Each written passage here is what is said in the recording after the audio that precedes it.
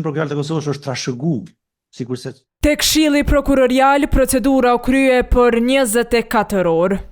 E te gjyqësori, tek të premtën do të shqyrtohen kërkesat që i bën gjyqtarët serb për kthem në gjykata.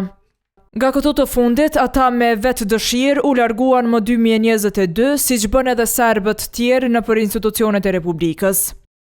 Ju njoftojmë se aktualisht nuk kemi një raport përfundimtar, pasi jemi në proces të mbledhjes së të dhënave. KGK do të shqyrtojë me kujdes këto kërkesa. Për një ish gjyqtar me përvojë 25 vjeçare, pikërisht kështu duhet trajtuar këto kërkesa. Kjo pasi fazat deri te arritja e ushtrimit të këtij profesioni janë të gjata e lypin shumë përgatitje.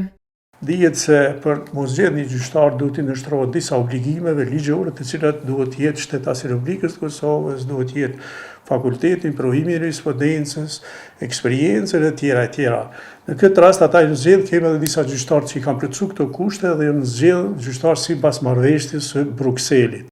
Sipas Hazirit, një bashkërendim i veprimeve mes KPK-s e KGK-s nuk që hiç i nevojshëm në këtë situatë. Sepse edhe Këshilli Prokurorial është i pavarur në vendimet e marra sipas ligjit, njëherë edhe Këshilli Gjyqësor është i pavarur. Sa i përket Këshillit Gjyqësor, s'dia kanë bërë kërkesë komunitetit serb gjyqtarët më kthy apo jo, po besojmë që ata do të analizojnë Këshilli Gjyqësor dhe do të vendosë për këtë çështje konkrete.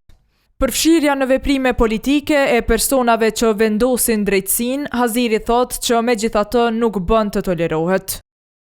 Për këtë situatë reaguan të mërkuren edhe nga ambasada amerikane, duke kërkuar nga qeveria e Kosovës të sigurojë që serbët lokal të kenë mundësi të barabarta dhe të jenë në gjendje të marrin pjesë plotësisht në jetën politike dhe qytetare, siç e garanton kushtetuta e ligjet. Për këtë, amerikanët thanë se do të avokojnë.